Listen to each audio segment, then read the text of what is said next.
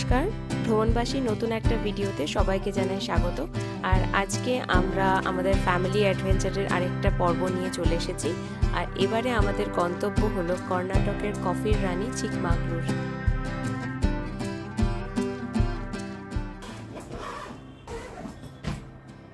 যাবি না চিকমাগলুর?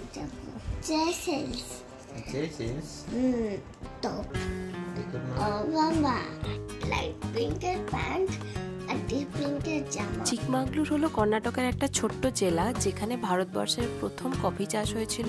কর্ণাটকের মধ্যে কফি উৎপাদন এই জায়গাটি আবার দ্বিতীয়। আমরাও আমাদের স্টেটা নিয়েছি একটা কফি বাগানের মধ্যে।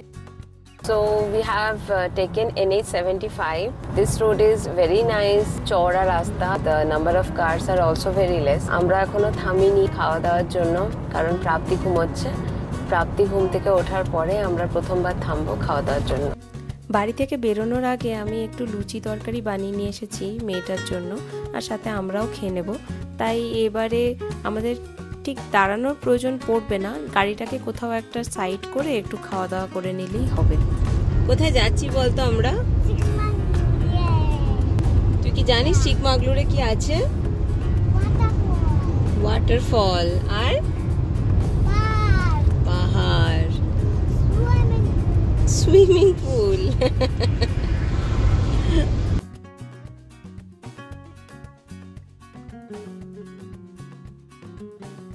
রাস্তার ধারে এটা সেটা দেখাতে দেখাতে ওর সাথে একটু খেলা করতে করতেই ওকে খাবারটা খাইয়ে দিলাম।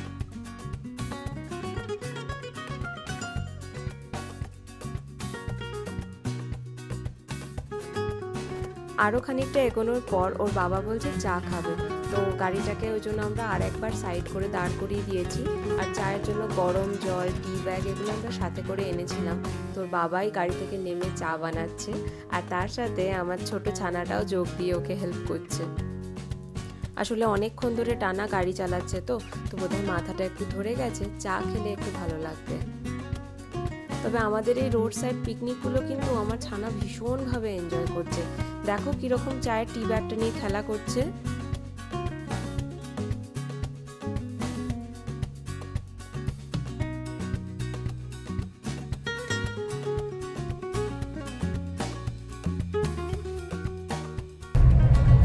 চিকমাগলুর আমরা প্রায় পৌঁছে গেছি, আর 1 ঘন্টার মতো রাস্তা রয়েছে। ছবির মতো সুন্দর রাস্তা, দুদিকে ভুট্টা ক্ষেত রয়েছে আর রয়েছে পাহাড়। পাহাড়ের উপরে সারি সারি উইন্ড মিলস রয়েছে।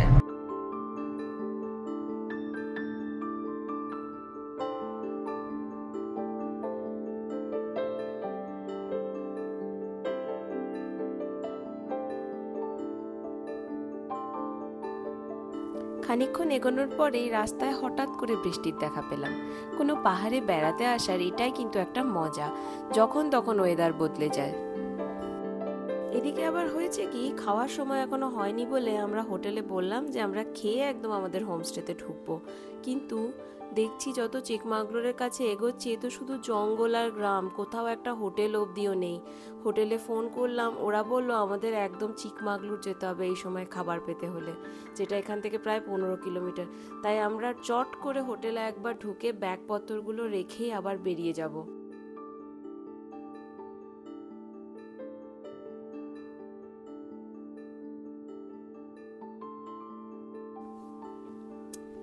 আমাদের যে স্টেটা এটা খুব সুন্দর, কিন্তু এখন আমাদের ঘুরে দেখার সময় নেই।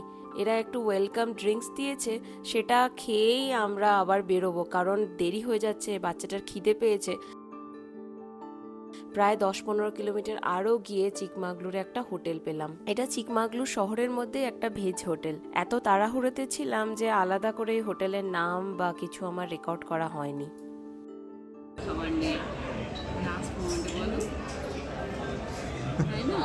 কোথাও খাওয়ার দোকান নেই, খোলা নেই, এত দোকান, আমাদের মনে হয়েছে যে হ্যাঁ থাকবে, বাবা কিচ্ছু নেই। এমনকি এখানে কি হয়েছে, এখানে 2-1টা হোটেল আমরা খুঁজে দেখলাম, সেগুলোও নাকি বন্ধ হয়ে গেছে।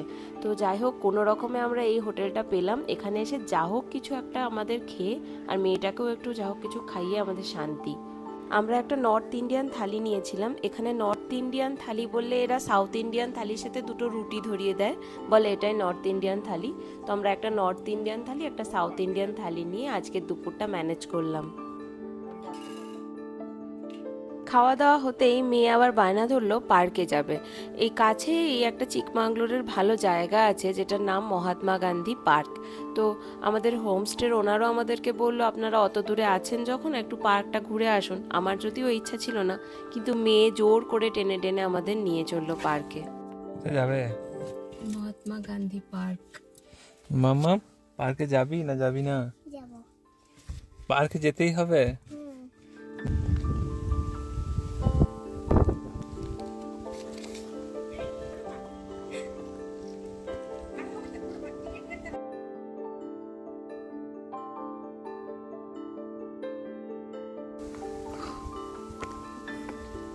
এটা টয় ট্রেনের ট্র্যাক, চাপলেই হচ্ছে। হাই। তবে জানো এসে না ভীষণ ভালো লাগলো। এত সুন্দর শান্ত প্রকৃতির মাঝখানে অনেক দিন পর যেন এলাম। চারিদিকে সবুজ, বড় বড় গাছ তার ছায়া দিয়ে চারদিক ঢেকে রেখেছে। আর মাঝে মাঝে সিঁড়ি করা রয়েছে, উপরে একটা পার্ক রয়েছে। আর এই সিঁড়িগুলো আবার পুরো একদম ঘাস দিয়ে ঢাকা, কোথাও পাতা পড়ে রয়েছে, পুরো ঘাসে ঢাকা, যেন প্রকৃতির একদম কাছে চলে এসেছি।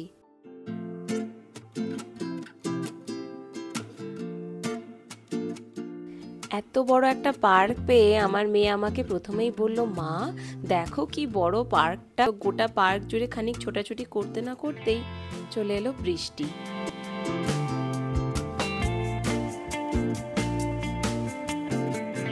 বল এখানে বল কি হয়েছে বল, কি সমস্যা?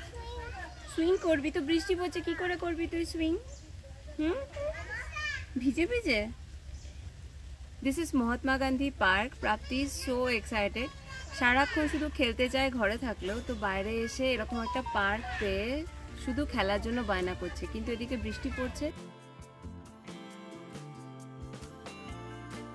আর সেরকম জোরে বৃষ্টি যদিও পড়ছে না, কিন্তু তবুও বাইরে বেরোলে ভিজে যাবে। আপাতত আমরা গাছের ছায়ায় বসে আছি। এখানে টয় ট্রেন চলে। পার্কটা বললো আগে বন্ধ হয়, তো সেজন্য আগে আমরা পার্ক ঘুরতে এসেছি। পার্ক ঘোরা হলে, ওর খেলা শেষ হলে আমরা কোথায় যাব? কোথায় যাবো আমরা? টয় ট্রেন চড়তে। যাবি তো?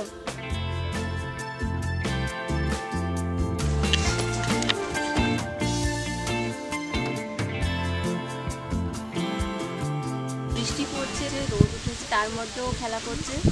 এখানে গেটে যিনি ছিলেন উনি আমাদের বললেন যে বৃষ্টি শুরু হবে, তো আগে পার্কে খেলাধুলা সেরে নাও। হালকা হালকা বৃষ্টি পড়ছিল, কিন্তু তার মধ্যেও মেয়েটা বলছিল দোলনায় চড়বো মা। তো বললাম ঠিক আছে চল একটুখানি দোল খেয়ে নিবি, কিন্তু তা করতে গিয়ে পড়লাম মহা বিপদে। আমরা আপাতত পুরো ফেসে গেছি, বৃষ্টি পড়ছে। তো প্রাপ্তি আরেকটু খেলবো করে আমাদের দাঁড় করানো করালো। আমরাও পুরো ভিজে গেলাম। এখানে যিনি কাউন্টারে ছিলেন উনি আমাদের বললেন যে প্রত্যেক দিনই বৃষ্টি আসে, তো যাও খেলো, আগে খেলে নাও তারপরে টয় ট্রেন চাপবে। তাহলে সেরকম বৃষ্টি হয়তো আসে না, অল্প একটু আসে। ও ভগবান, পুরো এসে দেখছি একদম ঝমঝম করে বৃষ্টি পড়ছে। প্রথমে একটুই পড়ছিল, তারপরে এখন আমরা পুরো সেটের তলায় দাঁড়িয়ে আছি। আমাদের মতো আরও অনেক লোক দাঁড়িয়ে আছে। এটা উপরে একটা ট্রি হাউস আছে, কিছু লোক উপরে আশ্রয় নিয়েছে, আমরা নিচে দাঁড়িয়ে আছি। জানি না কখন এখান থেকে বেরোতে পারবো। বৃষ্টিটা একটুখানি ধরতে আমরা ঠিক করলাম যে আর পার্কে ঘুরে কাজ নেই, তার চাইতে বরং চলো আমরা এখান থেকে একটুখানি গিয়ে একটা লেক আছে সেখানে ঘুরে আসব। এই জায়গাটার নাম হচ্ছে হিরেকোলালে লেক। সাউথ ইন্ডিয়ার নামগুলো যাই বলো বেশ কঠিন। তো আমার পিছনে যে লেকটা রয়েছে দিস ইজ হিরেকোলালা লেক। ওখানে এই যে উঁচু একটা অতদূর অবধি দেখতে পাচ্ছ ঘরের মতো, অতদূর অবধি হেঁটে হেঁটে যাওয়া যায়, যেটা আপাতত যাওয়া যাচ্ছে না কারণ এখানে প্রি ওয়েডিং ফটোশ্যুট চলছে। যদি এদের ফটোশ্যুট তাড়াতাড়ি শেষ হয়ে যায় দেন আমরাও যাব। এখানে মেনলি লোকজন আসে ফটোশ্যুট করতে এবং সানসেট দেখতে। সানসেট আজকে আই থিঙ্ক হয়ে গেছে, বা ক্লাউডি ডে বলে আমরা মিস করেছি, আমরা পাইনি।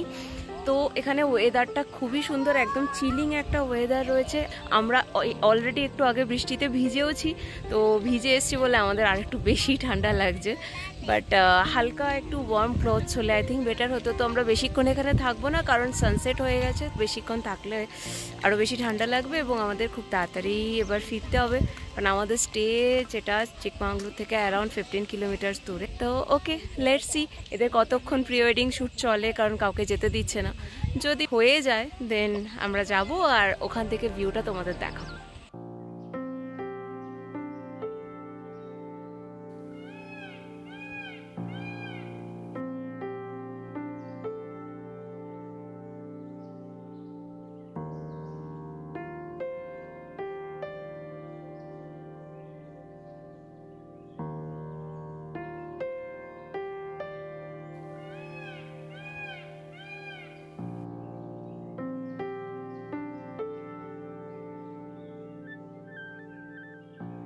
এতক্ষণ তো আমার মুখে শুনলে এই জায়গাটা সম্বন্ধে, কিন্তু এবার এখানকার সম্বন্ধে শোনো আমার ছোট্ট ছানার মুখে। ও কিছু একটা বলতে চায় তোমাদের। হিরেকেলোলা লেক। লোলা লেক। হিরেকেলোলা। লোলা লোলা। এখানে একটা মন্দির রয়েছে, এখানে মানুষ ঢুকতে পারে, কোনো ঠাকুর নাই, পাহাড় রয়েছে আর অনেক গাছ রয়েছে। কত পাখি ডাকছে শুনতে পাচ্ছ মামাম? কত পাখি ডাকছে শুনতে পাচ্ছিস? আর ময়ূরের আওয়াজ শুনতে পেলি? ময়ূর কেমন করে ডাকে রে? কেমন করে ডাকে? এই হচ্ছে রাতের রাস্তা, একেবারে অন্ধকার, জনপ্রাণী অবধি নেই। দিনের বেলা তো খুব ভালো লাগছিল। এই একটা বাড়ি দেখা গেছে। গো কেউ আছে? তো আছে মনে হচ্ছে। হ্যাঁ আছে মনে হচ্ছে। ব্যাস শেষ, গ্রাম শেষ বোধহয়। একটা গ্রাম শেষ হয়ে গেল।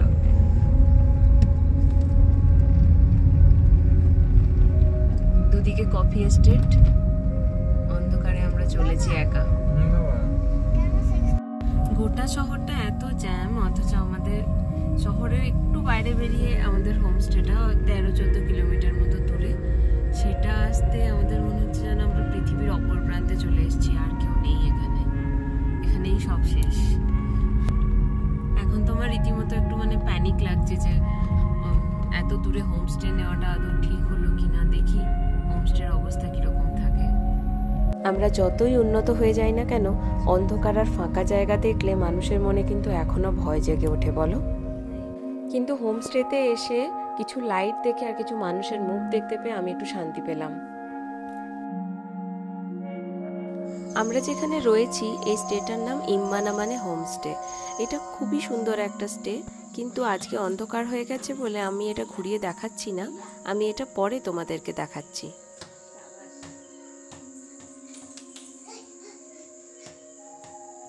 হোমস্টেতে ফিরে এসে প্রাপ্তি মহা খুশি, আর ওর খুশির কারণ হচ্ছে এই বাচ্চা মেয়েটি। এর নাম হচ্ছে চিন্নি। কি মিষ্টি নাম, তাই না? চিন্নি আমাদের হোমস্টের মালিকের মেয়ে। প্রাপ্তির সঙ্গে খেলা করার জন্য ওর বাবা গিয়ে ওকে ডেকে নিয়ে এলো। চিন্নিকে পেয়ে আমার মেয়ে তো ভীষণ খুশি। দুজনের বয়স একই ক্লাসে পড়ে, আর দেখতেও যেন খানিকটা একই রকম, ঠিক যেন মায়ের পেটের দুই বোন। আর ওরা একে অপরকে দেখে এমনভাবে খেলছে যেন নিজেদেরকে কতদিন ধরে না চেনে। আমাকে তো আমার মেয়ে আর চিনতেই পারছে না। ওকে পেয়ে একবারে খুশিতে ডগমগ হয়ে উঠেছে। অথচ একজন বাঙালি আর একজন কন্নড়, কিন্তু ইংরাজিটা দুজনেই একটু একটু জানে বলে খুব সুন্দরভাবে নিজেদের মধ্যে কমিউনিকেট করতে পারছে। How many friends you have? Huh? 100? How many friends you have, Prapti? I have 100. 100 friends. Ask her how many friends you have. How many friends you have?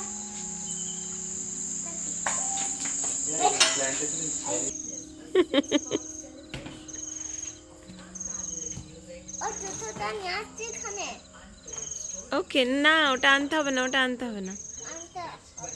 না ওটা কি কেউ আনে? জুতো তুমি তো হাত দেবে, জুতোতে কি কেউ হাত দেয়?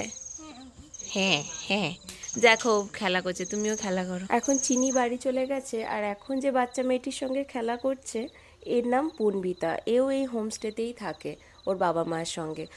ওর বাবা মা হোমস্টে দেখাশোনা করে। ও আমার মেয়েরই বয়সী। ওকে আর চিনিকে পেয়ে প্রাপ্তি সত্যিই আজ বেজায় খুশি।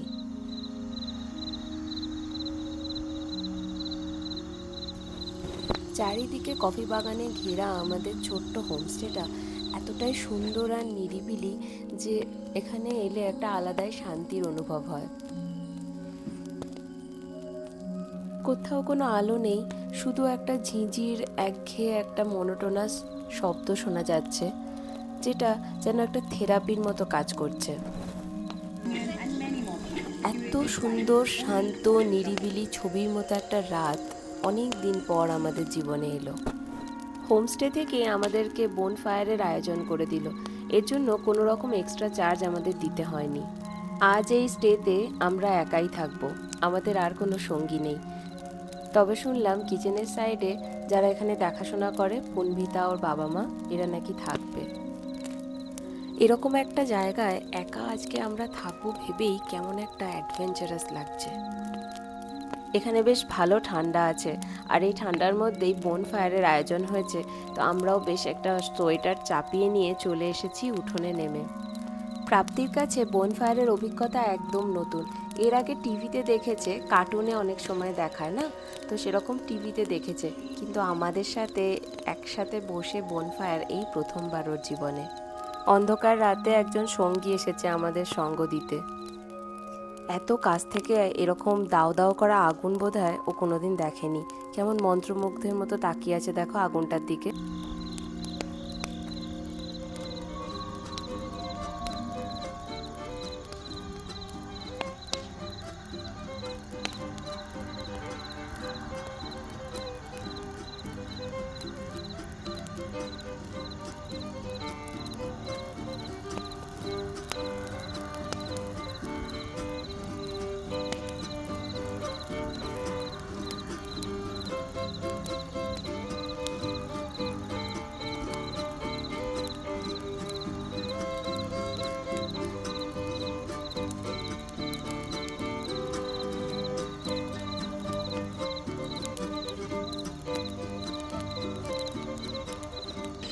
বোনফায়ারের আগুন প্রায় নিভে এসেছে, আর রাতও বাড়ছে, আর তার সাথে ঠান্ডাটাও বেশ জাঁকিয়ে পড়েছে। তাই উঠোনে বসে থাকাটা বোধহয় আর ঠিক হবে না। আর তাছাড়াও কালকে আমাদের খুব সকালে উঠতে হবে, কারণ কালকে আমরা যাচ্ছি কর্ণাটকের সবথেকে উচ্চতম শৃঙ্গ মুলায়নগিরিতে ট্রেকিং করতে। সেজন্য রাত্রেবেলা তাড়াতাড়ি আমরা ডিনার সেরে নিচ্ছি আমাদের স্টেতেই। আর আজকের মতো ভিডিওটাও আমি এখানেই শেষ করছি। যদি এই ভিডিওটা তোমাদের ভালো লেগে থাকে তাহলে অবশ্যই আমাদের চ্যানেলটা সাবস্ক্রাইব করে দিও, ভিডিওটা লাইক করো, শেয়ার করো। দেখা হবে পরের এপিসোডে। ভালো থেকো, সুস্থ থেকো, সঙ্গে থেকো।